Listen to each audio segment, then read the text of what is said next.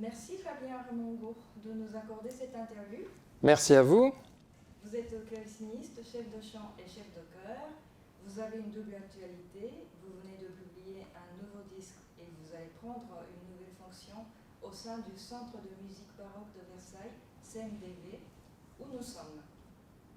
Votre disque intitulé Étienne Richard, professeur du Roi Soleil, paraît le 5 mars. Que connaît-on d'Étienne Richard? Pourquoi reste-t-il si méconnu encore aujourd'hui, alors qu'il était professeur de musique de Louis XIV? Quelles sont les spécificités de sa musique? Alors, Étienne Richard, alors déjà il y a un doute, on ne sait pas si toutes ces pièces sont d'Étienne Richard, sont de son frère, sont d'un autre membre de la famille. Beaucoup de musicologues se sont penchés là-dessus et la plupart pensent en effet que ces pièces sont d'Étienne Richard. Ce qu'on sait de lui, c'est qu'il était maître joueur d'épinette et surtout professeur de Louis XIV. Alors pourquoi ces pièces restent inconnues? Pour plusieurs raisons. Ces pièces font partie de ce manuscrit qui est ici, qui est le manuscrit Bouin, qui est un des plus fameux manuscrits en France, mais deux autres noms ont, depuis quelques décennies, été mis en avant, à savoir Louis Couperin, par son grand génie, ses grandes formes, ses grandes figures harmoniques, et Jacques Champion de Chambonnières. Voilà les deux grands compositeurs qu'on connaît du XVIIe siècle. Et Étienne Richard est dans cette dernière partie de ce fameux manuscrit. Et je ne sais pas pourquoi les gens ne s'y sont pas encore intéressés. Et je vais faire juste le parallèle avec... il y a quelques années, il y avait eu une expo Vermeer au Louvre. Et en même temps que l'expo Vermeer, il y avait l'expo Joseph Valentin de Boulogne. Et moi, j'ai fait les deux. Et les gens allaient évidemment voir Vermeer. Et il n'y avait personne à l'exposition Valentin de Boulogne, où il y a cette fameuse Judith extraordinaire notamment. Et je pense que c'est pareil, les gens, tout le monde est fasciné par Louis Couperin, qui est sûrement un des plus grands compositeurs. Et pour moi, on parle de François Couperin, François le Grand, Couperin le Grand, mais pour moi, c'est Louis le Grand. Mais ça, c'est mon humble avis. Et Étienne Richard est passé un peu à côté. Et pourtant, quelle musique! Ces préludes, par exemple, le prélude qui ouvre le disque, Étienne Richard,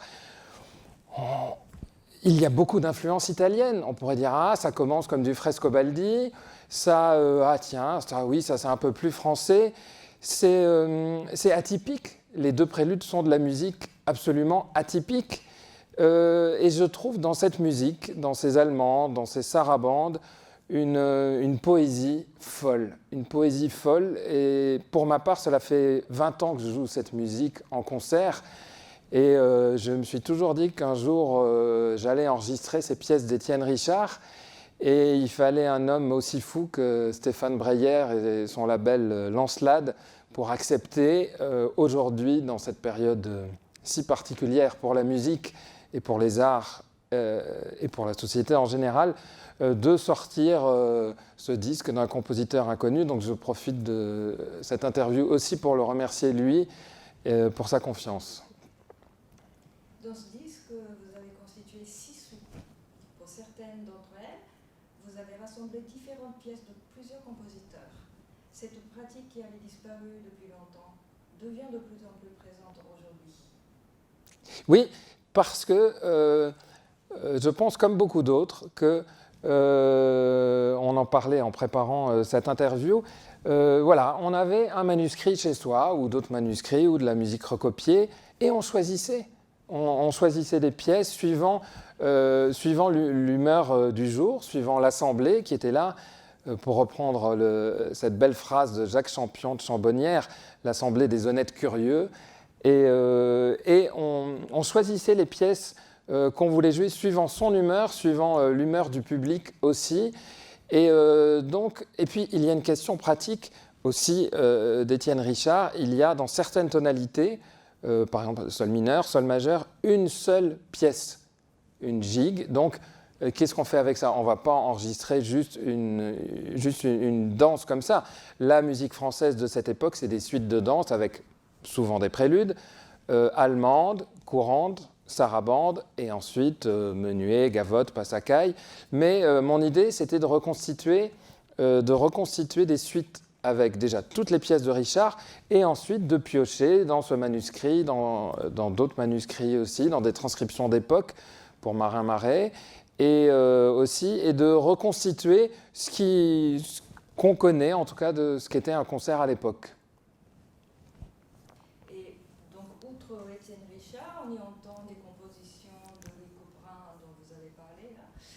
Marin Marais, Louis Girossi, Jean-Henri Danglebert ou encore Henri Dumont, bien connus chez les mélomanes. On y voit également les noms que nous découvrons grâce à vous, tels que Joseph Chabanceau de la Barre. Y a-t-il un lien avec Michel de la Barre, Nicolas ou Emery Monard, René Mésangeau ou Germain Pine? Oui, qui sont-ils? Alors, je vais répondre. Monard, on ne sait rien. Il y a la citation dans la lettre de Le Gallois, c'est tout. Il y a une citation. Monard, on ne sait rien. J'ai mis beaucoup de monde. Viviane Niot, qui est notre bibliothécaire ici, je lui ai demandé de chercher pour nous si elle trouvait quelque chose sur Monard. Je ne peux rien vous répondre sur Monard. Jacques Ardel, c'était le disciple de Chambonnières et sûrement son meilleur élève, on en parle. Il a laissé juste une suite et une danse à part, et j'adore cette suite. Et donc, c'est par pur plaisir égoïste que j'ai voulu enregistrer cette suite de Ardel. Ensuite, que ce soit Dumont, que ce soit surtout Tomelin. Tomelin était organiste de la Chapelle Royale. Il reste quelques pièces. Donc il y a cette allemande et quelques autres pièces pour orgue, parce qu'il faut aussi attirer l'attention sur le fait que c'est de la musique de clavier. Donc peut-être que le prélude en ré mineur d'Étienne Richard était peut-être joué à l'orgue. La notion, il n'y avait pas une scission si grande entre le clavecin et l'orgue. Et donc, on jouait avec le clavier qu'on avait ou qu'on désirait. Et je pense que la distinction était beaucoup moins grande que maintenant, et que ce sont des pièces pour clavier. Germain Pinel était un luthiste, voilà, René Mésangeau aussi, et c'est le même style, en fait, ce qu'on appelle le style lutté, c'est-à-dire qu'on essayait de reproduire au clavecin le style du luth, et c'est donc ça a donné ce terme de style lutté, et on trouve donc des transcriptions de pièces de luth qu'on dit arrangées pour le clavecin. Et c'était très très courant à l'époque. Et puis Mésangeau était aussi le professeur de Louis XIV, donc ça fait une boucle entre Étienne Richard et un autre de ses professeurs. Et Joseph Chabanceau de la Barre? Oui, Chabanceau de la Barre, on connaît ses airs avec les diminutions pour le chant. Il était lui aussi organiste de la Chapelle Royale, et il n'y a pas de lien avec Michel de la Barre. Il y a deux grandes dynasties de la Barre, celle autour de Joseph de Chabanceau. Je regardais en préparant cette interview un dictionnaire encore hier. C'est une très grande dynastie de Chabanceau de la Barre. On pense que c'est Joseph, mais là encore, on n'est sûr de rien. C'est peut-être son frère. Voilà. Merci. Et vous avez laissé des bruits de changement de registration entre certaines pièces dans votre enregistrement, ce qui donne l'impression d'assister à un concert. Donc, comment s'est déroulé l'enregistrement? En situation de récital? La prise était en continu? Alors, ça, c'est une question qui revient souvent, ces bruits de clavier. Bon, voilà, qu'on rajoute, c'est une idée du formidable preneur de son Ken Yoshida. L'idée de l'enchaînement. Évidemment, on n'a pas fait une seule prise pour chaque pièce, bien sûr que non, mais l'idée, c'était de voir la suite dans sa continuité. Donc, après avoir enregistré une allemande, on préparait le clavecin pour la pièce suivante et on commençait le début de la pièce suivante pour qu'il y ait cette idée d'enchaînement qui est fondamentale dans la musique française. C'est du théâtre, c'est du théâtre au clavecin, mais le temps mort n'existe pas. Le silence, oui, mais le temps mort, non.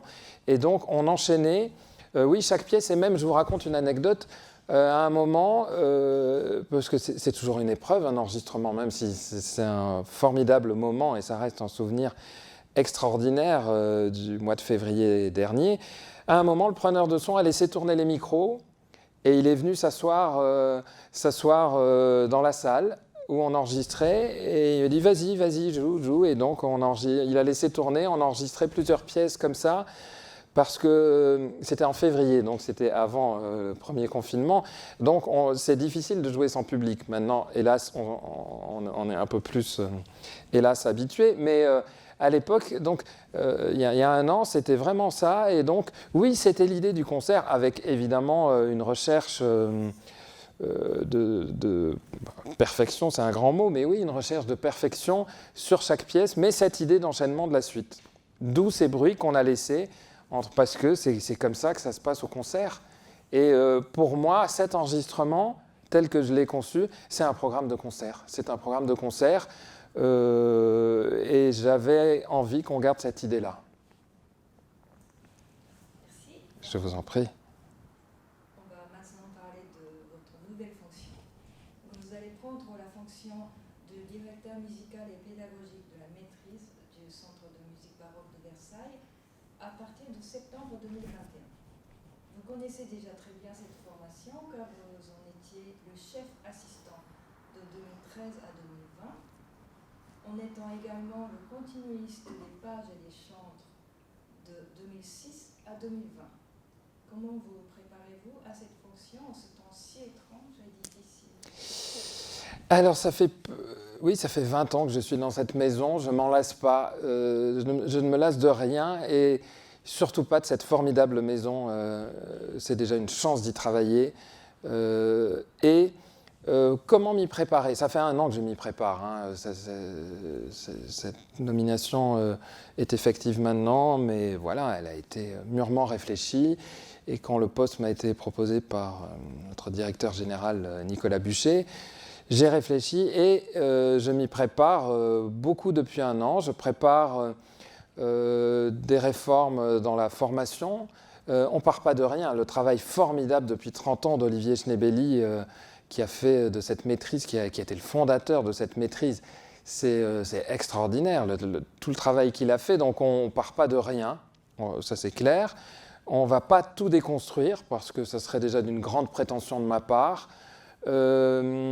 Je vais essayer de faire différent, on va dire ça, et en tout cas, de former des chanteurs encore plus aguerris. Voilà, ça c'est ma mission première, c'est de continuer à porter l'excellence de cette maîtrise, que ce soit au niveau des enfants, les pages, au niveau des adultes, les chantres. La situation des chanteurs a changé en 30 ans. La concurrence est hélas encore plus rude. Et donc il faut les former encore mieux. Et donc dans ce nouveau cursus qui sera de 2 ans désormais et non plus de 3 ans, ça aussi, c'est un challenge, mais je pense que le temps a changé. On n'a plus le même rapport au temps. Et plusieurs axes pour moi. Déjà, la venue d'un grand chef invité par an. Et là, pour les 2 prochaines années, je me réjouis évidemment qu'Emmanuel Haïm ait accepté de venir faire travailler cette maîtrise avec son savoir, sa gentillesse, son immense connaissance. On travaille ensemble et voilà, moi je me réjouis, elle aussi, et ça va être une ouverture formidable pour nos étudiants. Je veux renforcer le travail avec la recherche aussi. Ici donc, il y a, dans ce CMBV que vous connaissez, il y a le pôle artistique, le pôle recherche, le pôle action culturelle, enfin il y a beaucoup de départements, et moi j'aime bien faire travailler les gens ensemble. Et ne serait-ce que hier, on travaillait encore avec la directrice de la recherche, Barbara Nestola, pour être plus pertinent pour la formation de ces jeunes étudiants. Et voilà, donc il va y avoir beaucoup de performance practice, j'aime pas ce terme anglais, mais en tout cas, on va essayer beaucoup de choses. Dans ces temps de pandémie, j'ai envie que cette maîtrise soit aussi un laboratoire et un terrain de jeu, parce que on a une chance formidable de faire de la musique, et voilà, je pense qu'il faut aussi s'amuser. voilà, faire les choses sérieusement sans se prendre au sérieux. Je pense que c'est vraiment ce que j'ai envie de faire. Et alors, comment se passe-t-il les cours de chant sous la Covid, parce que de nombreux concerts et spectacles qui sont très formateurs aux futurs professionnels sont annulés. C'est vrai. Et quelle est votre ambition pour la pédagogie sous cette optique-là, spécifiquement pour la musique baroque? Oui, alors nous, on a eu beaucoup de chance quand même dans cette période parce que, je prends l'exemple depuis septembre, les enregistrements ont pu avoir lieu. C'est-à-dire nos chantres ont pu travailler sur ce formidable projet Rameau à Kant et ses filles avec Alexis Kosenko. Évidemment, il n'y a pas eu de concert, mais ils ont pu enregistrer le disque, faire des vidéos. La même chose avec Louis-Noël Bestion de Camboulas et son projet avec Véronique Jans et les chantres. Donc, les productions ont pu avoir lieu. Nos jeudis musicaux à la Chapelle, évidemment, c'est un peu plus compliqué. On a pu en faire quelques-uns, mais on a cette grande chance, avec la volonté de la maison, aussi ici, de pouvoir soit enregistrer de façon professionnelle, des enregistrements sonores de ces concerts, soit des captations vidéo. Et donc, la continuité, on a quand même cette chance de pouvoir se produire. Alors, je ne vous cache pas que pour ma part, c'est quand même très, très frustrant, ce rapport au public qui est quand même la sève. Enfin, le rapport humain, c'est quand même... pour moi, il n'y a rien de plus important dans la vie. Donc, l'autre jour, nous avons enregistré une sublime messe à double chœur d'Henri Desmarais.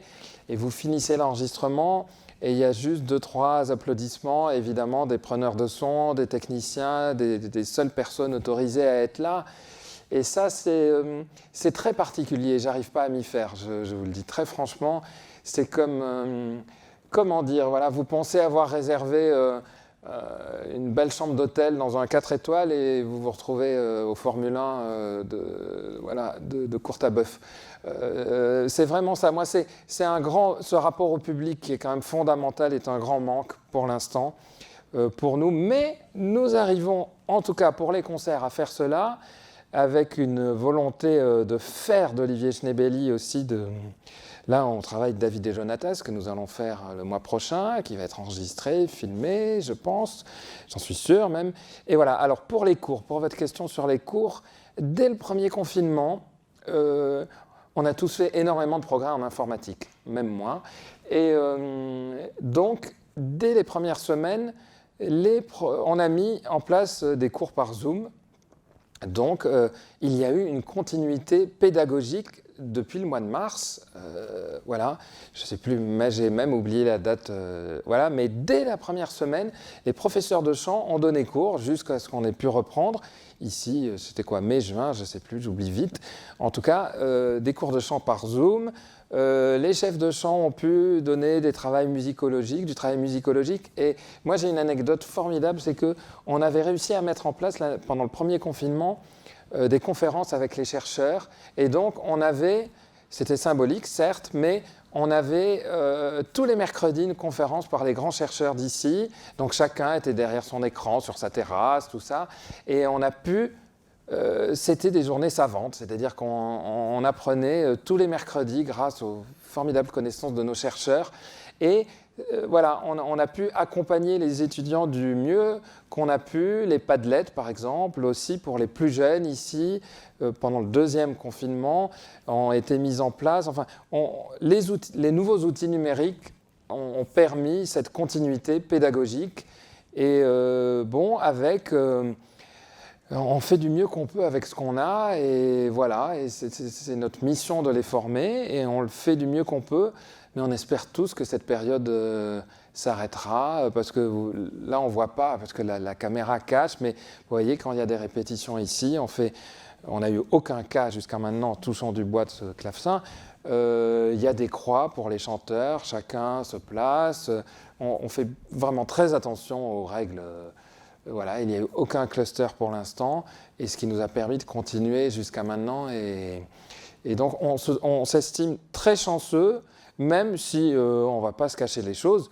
le moral voilà, il y a des jours où c'est évidemment difficile parce que le contact humain et la rencontre avec le public nous manque et on espère que ça va vite reprendre. Mais justement, la maîtrise recrute en ce moment les chantres. Quel message adressez-vous aux futurs chantres? De venir déjà. Donc je vais prêcher pour ma paroisse, certes, mais moi ça fait 20 ans que je suis dans cette maison, je ne me suis pas ennuyé une seule seconde. Je trouve il y a un esprit de troupe formidable qu'on va encore essayer de développer. Les étudiants qui viennent d'univers différents, qui se rencontrent ici, on fait de la musique ensemble. Comme on dit, c'est quelque chose de formidablement essentiel en ce moment. Et je pense que la formation est variée, très variée. Notre taux d'insertion professionnelle, si on aime les chiffres, ce qui n'est pas mon cas, mais quand même, est de 90%. Donc je pense qu'on est quand même performant là-dessus. J'aime pas ce mot, mais voilà, on est performant. Et il y a une formidable énergie ici, par ce travail quotidien avec le cœur, par aussi, il ne faut pas oublier ça, cette rencontre entre les enfants et les adultes. Voilà, et il y a tous des jours où on se dit oh, voilà, on est un peu fatigué aujourd'hui, mais non. Ces enfants, ces adultes, ces jeunes adultes nous poussent à aller encore plus loin. Et je trouve qu'il y a un très bon esprit, en tout cas une très bonne ambiance. Les projets sont variés. Voilà, présentez-vous, c'est ce que j'ai envie et vous serez bien accueillis. Merci beaucoup, Fabien. Merci à vous, merci beaucoup.